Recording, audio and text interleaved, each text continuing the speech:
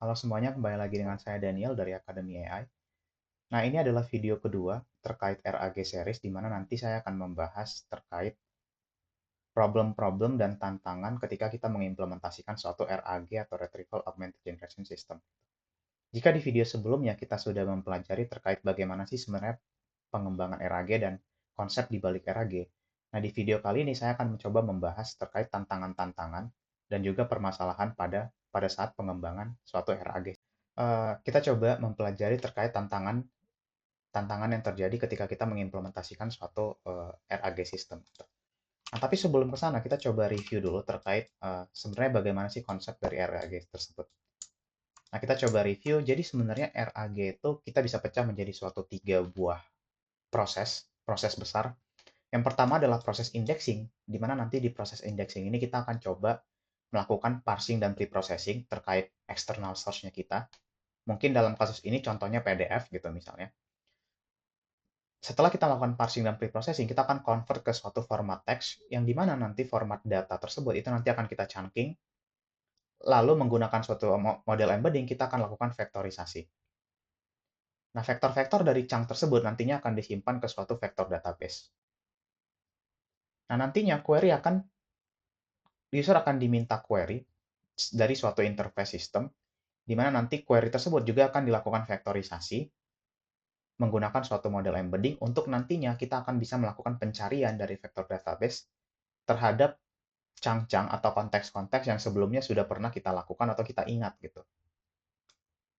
Nah, setelah kita melakukan retrieval, nanti kita akan mendapatkan suatu konteks yang relevan berdasarkan query untuk nantinya dilakukan pada tahapan augmentation di mana kita akan menggabungkan konteks yang kita dapatkan sebelumnya digabungkan dengan suatu prompt lalu dengan query juga. Nah, ini akan menjadi satu prompt keseluruhan yang kemudian nanti akan diberikan ke suatu LLM untuk nanti LLM bisa mengenerate respons berdasarkan user query dengan bantuan tambahan konteks yang didapatkan dari vector database dan juga external source-nya kita. Gitu. Lalu apa sih masalah-masalah yang sering terjadi ketika kita mengimplementasi suatu RAG system? Yang pertama kita coba mulai dulu dari tahapan indexing gitu. Di mana tadi pada tahapan indexing kita akan melakukan suatu tahapan parsing dan preprocessing.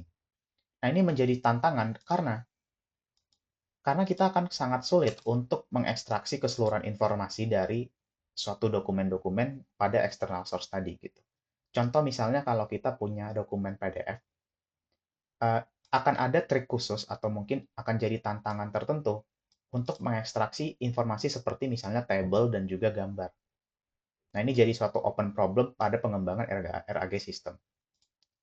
Lalu pada tahapan chunking sendiri ini juga jadi suatu open problem juga karena umumnya ketika kita melakukan chunking, kita menggunakan suatu prinsip yang dinamakan one size fits all, di mana kita akan menggunakan suatu fixed size dalam membuat chunking, yang mana nantinya akan berakibat pada terpotongnya suatu informasi sehingga membuat informasi itu jadi truncated ataupun jadi tidak semantik lagi atau perubahan makna gitu karena antar chunk-nya jadinya berubah gitu.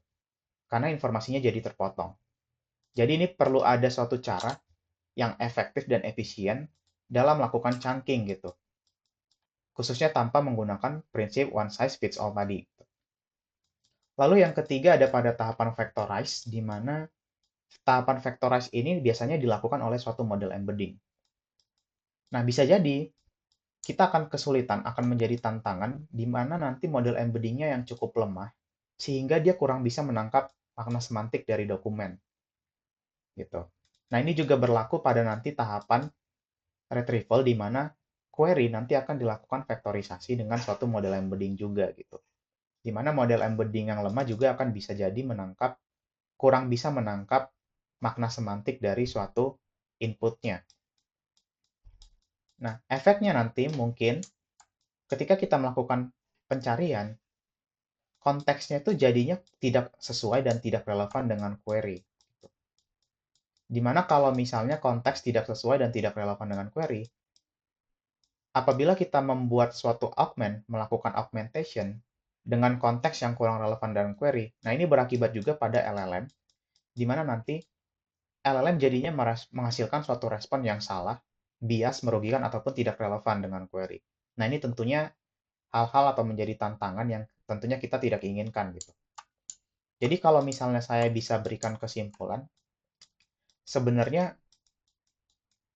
tantangan-tantangan pada saat pengembangan RAG sistem ini sifatnya multifaceted, di mana masalahnya itu bisa jadi tidak dikarenakan satu hal, tapi saling berhubungan dari berbagai sisi gitu.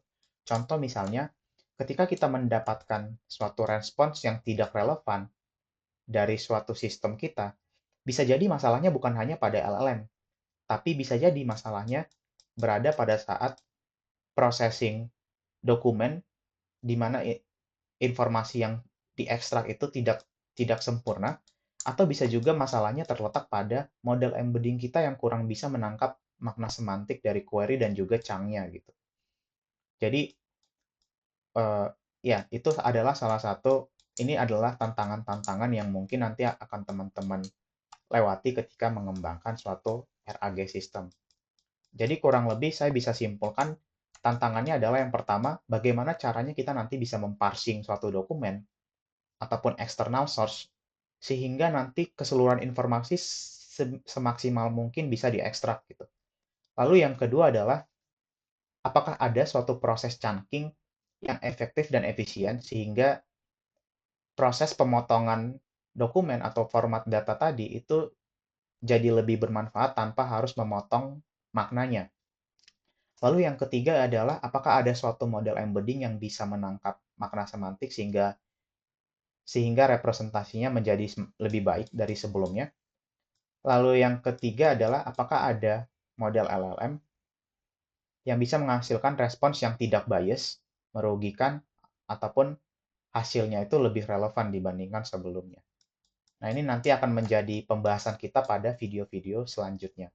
Jadi, selamat jumpa di video selanjutnya. Terima kasih.